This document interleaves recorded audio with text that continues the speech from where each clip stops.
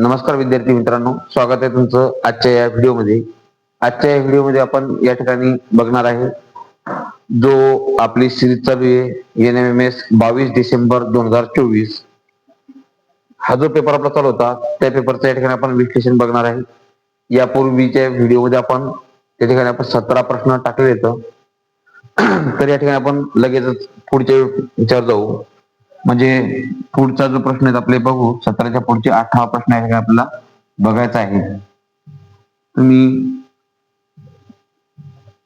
आपल्या चॅनलवर जाऊन सर्व प्रश्न हे बघू शकता. सर्व प्रश्न मी त्या ठिकाणी पूर्ण जवळपास विश्लेषण दिलेलं आहे. प्रश्न क्रमांक 18 तुमच्या समोर स्क्रीनवर आला तर बघा काय प्रश्न क्रमांक 18 सर्वांना व्यवस्थित दिसत असेल. सूचना वाचू पहिल्यानं. खालील प्रश्नातील चौरसातील संख्यांमध्ये एक विशिष्ट नियम आहे. विशिष्ट नियम आहे. तो नियम अभ्यासून प्रश्नचिन्हाच्या जागी योग्य पर्याय लिहा. तर या ठिकाणी आपल्याला प्रश्नचिन्हाच्या जागी योग्य पर्याय लिहायचा आहे. आता पहा, तुम्हाला चारही पर्याय या ठिकाणी दिसतील. ओके, ठीक आहे. तर बघा आता काय येईल.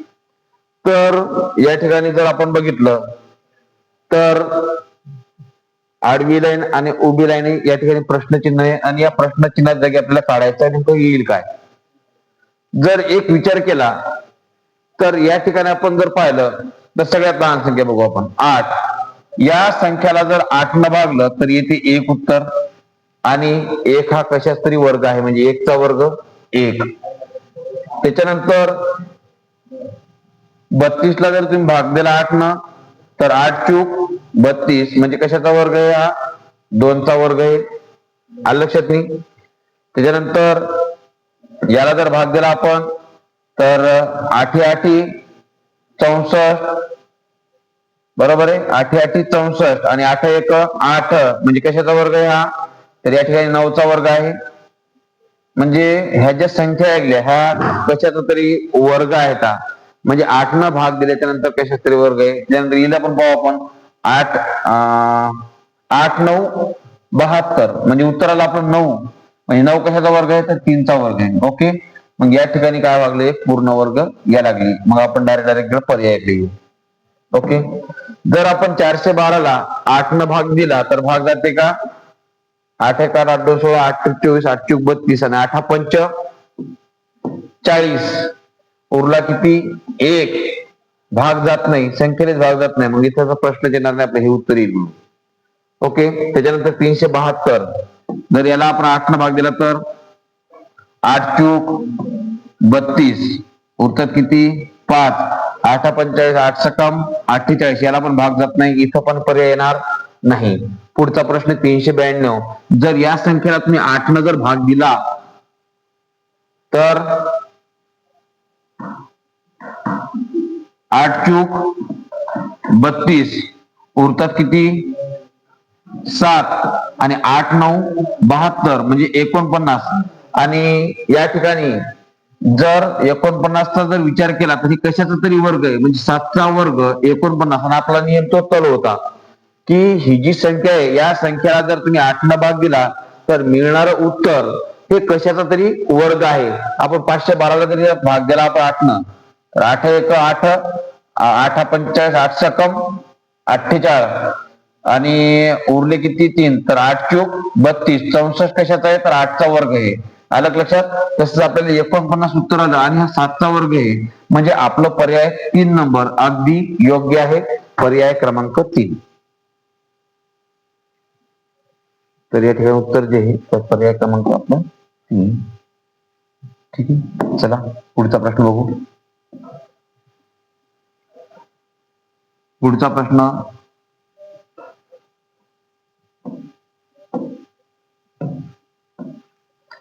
प्रश्न तुम्हाला प्रश्न क्रमांक 19 काय आहे बघा. 5 26 आणि 127 ठीक आहे, काहीतरी वर्ग घनाजवळ आहेत सगळ्या संख्या. मग या ठिकाणी जर आपण विचार केला तर 5चा वर्ग अधिक 1 आणि 5चा घन अधिक 2. 5चा घन किती? 125 आणि अधिक 2 जर केले तर 127. तुमचं उत्तर येईल. थोडासा पेन मोठा करतो. ओके, 127 आपलं उत्तर येईल. इथं जर विचार केला तर 7चा वर्ग आणि अधिक 1 केला तर इथं काय भेटतात?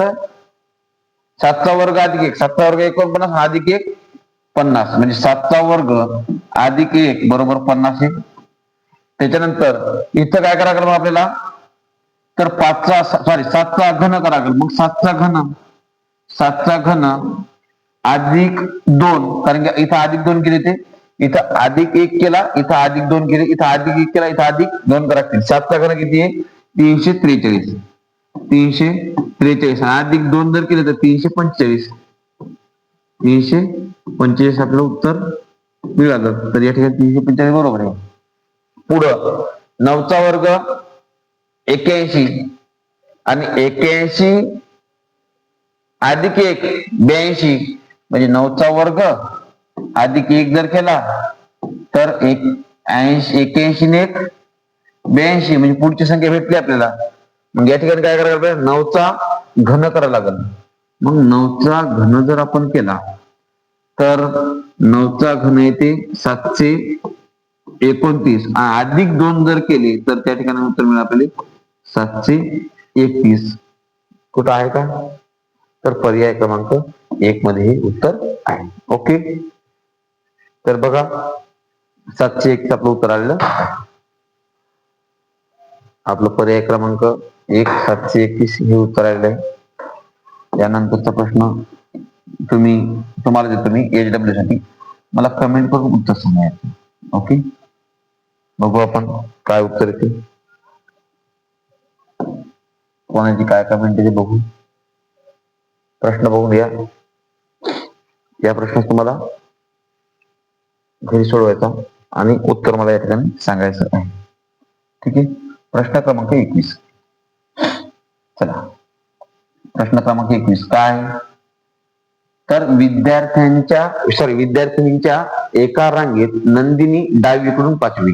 लक्षात ठेवा, रांगेवरला प्रश्न आहे. आता या ठिकाणी आपला डावा हात, त्यांचा पण डावा हात, आणि इकडं उजवा. लक्षात अशा पद्धतीने बघायचं.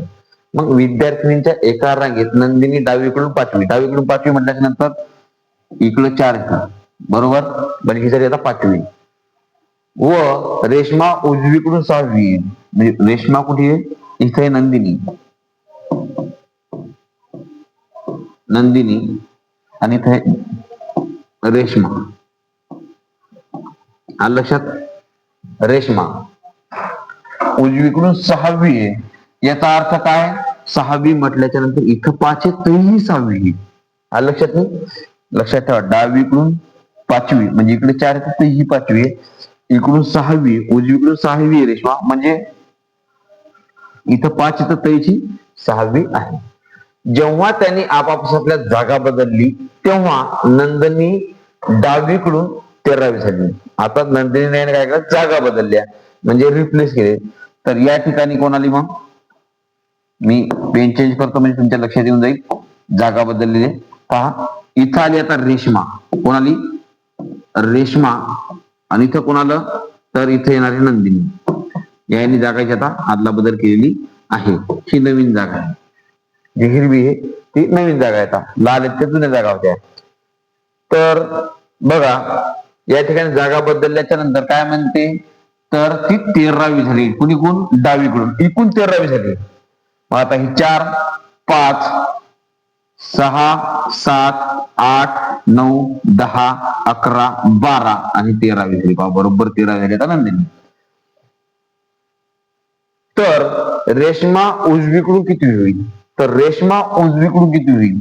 ही झाली 5 6 7 8 9 10 11 12 13 आणि किती होईल? 14वी. 14वी होईल. पर्याय क्रमांक 4. 14वी. आलं लक्षात? कळालं? नंदिनी व रेश्मा यांच्यामध्ये किती विद्यार्थी उभे येतात? 1 2 3 4 5 6 7 8 सॉरी 7. किती विद्यार्थी उभे येतात? 7. पुन्हा चेक करतो. 1 2 3 4 5 6 7. 7 विद्यार्थी मदत उभे आहेत. तर पर्याय क्रमांक 3.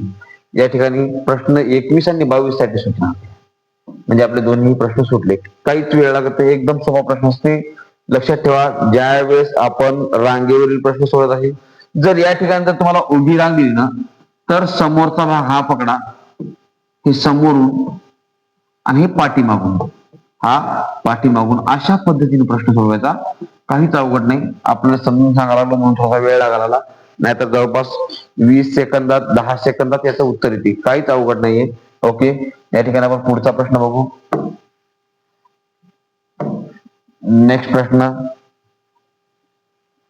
काय, तर या ठिकाणी बघा,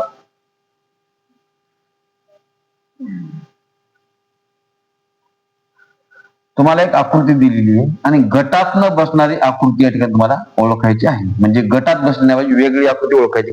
काही ना काहीतरी बाबतीत या ठिकाणी ती वेगळी असणार आहे. तर आपल्याला बघायची वेगळी या ठिकाणी कोणती. ओके, पहा, निरीक्षण करा, सांगा.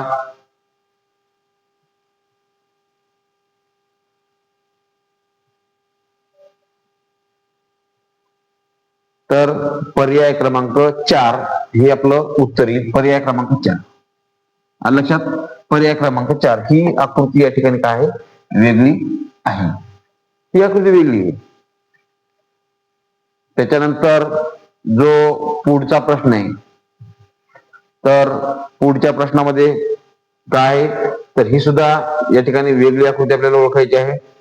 मग या ठिकाणी वेगळी आकृती कोणती ती बघणार आपण. आलं लक्षात?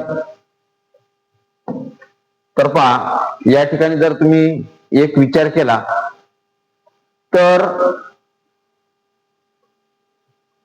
हे जे आकृती दिसायला लागली पाण्यातील आणि आरशातील प्रतिमेसारखे थोडंफार दिसायला लागली, बरोबर आहे. मग या ठिकाणी जर विचार केला तर इथं जर आपण आरसा लावला या आकृतीसाठी इथं, तर तुम्हाला अशा पद्धतीने ही आकृती तयार होईल, बरोबर आहे. आणि या आकृतीला जर तुम्ही इथं आरसा लावला तर ही आकृती तयार होईल. या आकृतीला जर तुम्ही इथं आरसा लावला तर ही आकृती तयार होणार नाही, ही नाही होणार. म्हणजे या ठिकाणी आपली वेगळी आकृतीची, इथं सुद्धा या ठिकाणी आकृती तयार होते, इथं सुद्धा तयार होते, इथं सुद्धा तयार होते, याच्यात सुद्धा तयार होते. फक्त हे जे हे तयार होते एवढं आहे, परंतु हे तयार होत नाही, म्हणून आपले वेगळे पर्याय क्रमांक 2. ठीक आहे, चला नेक्स्ट प्रश्न. प्रश्न क्रमांक 25. काय 25 नंबरचा प्रश्न. तर एका घड्याळात 4:30 झाली. किती वाजले? तर गोल घड्याळ, या घड्याळामध्ये 4:30 झालेले आहेत. जर मिनिट काटा पूर्व दिशा दाखवत असेल, लक्षात ठेवा, आपण ज्या वेळेस कागदावरली दिशा काढतो त्यावेळेस पूर्व दिशा आपली ही पूर्व, इकडे राहील पश्चिम, वर राहील उत्तर आणि खाली राहील दक्षिण. ओके, अशा पद्धतीनं. मग आता या ठिकाणी आपण अशा पद्धतीने आपण सर्व काढून घेऊया. इकडं वायव्य, इकडं आग्नेय, इकडं नैऋत्य आणि इकडं ईशान्य. आलं लक्षात? अशा पद्धतीने आपली आकृती राहील. नंतर ते इरेज करू आपण. फक्त मला एकदा घड्याळ काढेपर्यंत पाहू.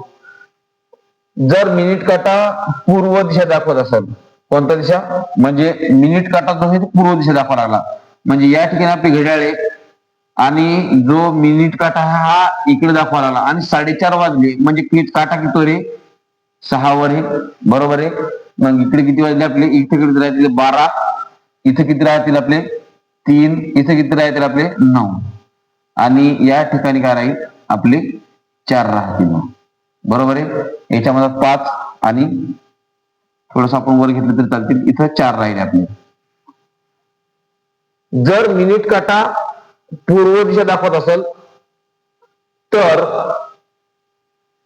मिनिट काटा पूर्व दिशा दाखवत असेल थोडस मी याला खाली घेतो म्हणजे तुम्हाला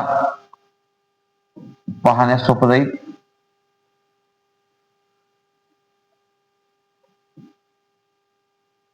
ओके पहा,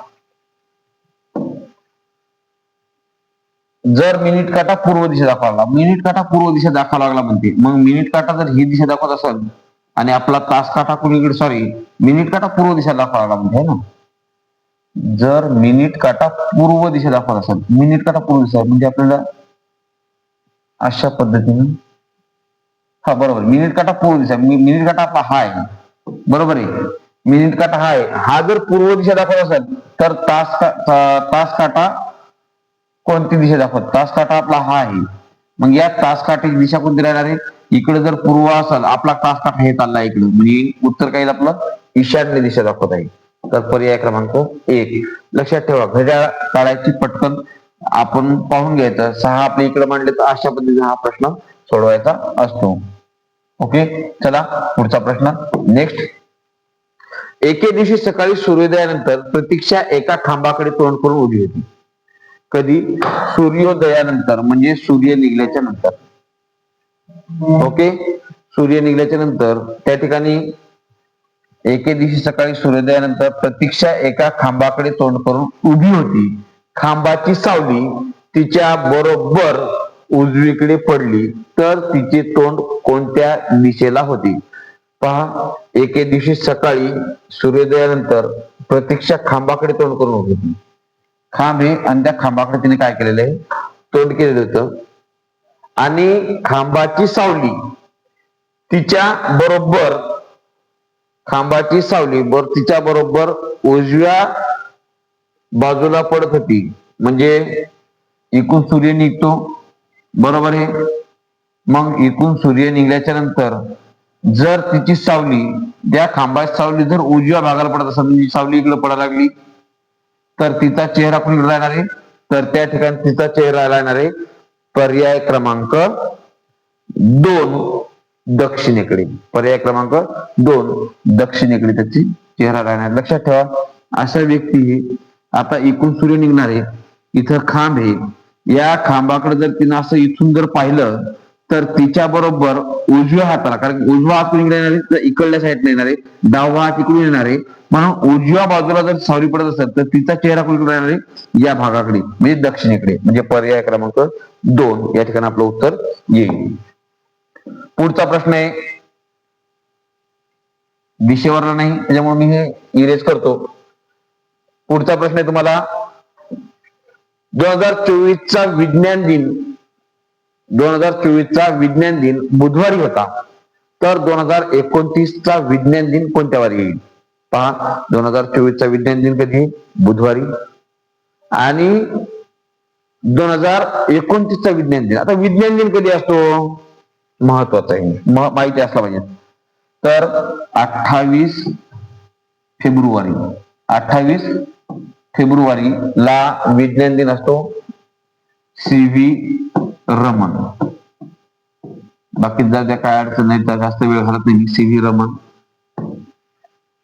तर 28 फेब्रुवारी, मग 28 फेब्रुवारीचं जर त्याने सांगितलं 28 फेब्रुवारी 2024 चा वार कोणता दिला तुम्हाला? 28 फेब्रुवारी 2024. थोडस मी वर घेतो म्हणजे लिहायला सोपं जाईल. ठीक आहे, पहा, 28 फेब्रुवारी 2024 म्हणजे 28 फेब्रुवारी 2024 वार हे बुधवार.